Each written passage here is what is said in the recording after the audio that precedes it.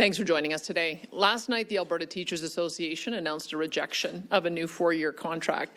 Union leadership says that teachers will go on strike October 6th, which is less than 1 week away.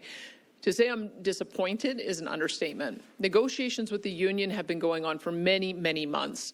The first settlement was developed with the help of a mediator, which means that the union and the employer worked with a third party to come to an agreement. The union supported and recommended that first settlement to its members. It was rejected. Negotiations continued, and elements that the ATA leadership said its members wanted were put on the table and agreed to by the parties. That was also rejected yesterday.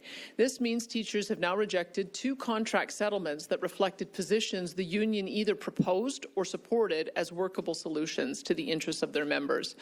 What was offered to Alberta's educators is very generous and was the highest general wage increase proposed in over a decade.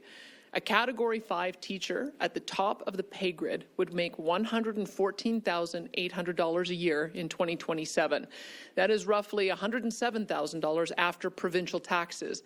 That's the best in Western Canada, in a province with lower taxes and no sales taxes.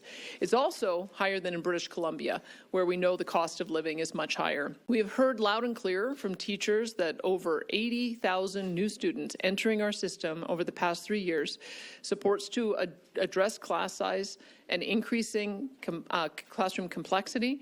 If we need to provide these supports, it's absolutely necessary. That is why we're investing $8.6 billion to build 130 new and modernized schools, which will add 200,000 school spaces by 2030.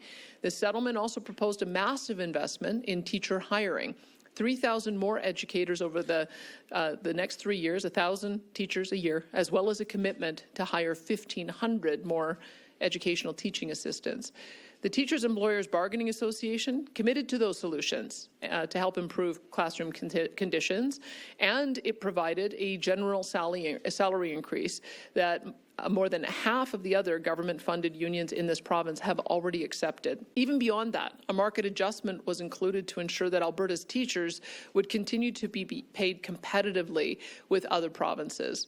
All of this was on offer at a time of great economic uncertainty. To go on strike without offering meaningful and reasonable solutions is harmful to students and to parents.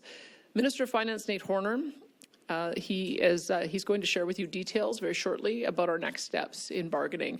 But I can also tell you that our government will not leave 700,000 Alberta students and their families without resources as the union advances towards a strike.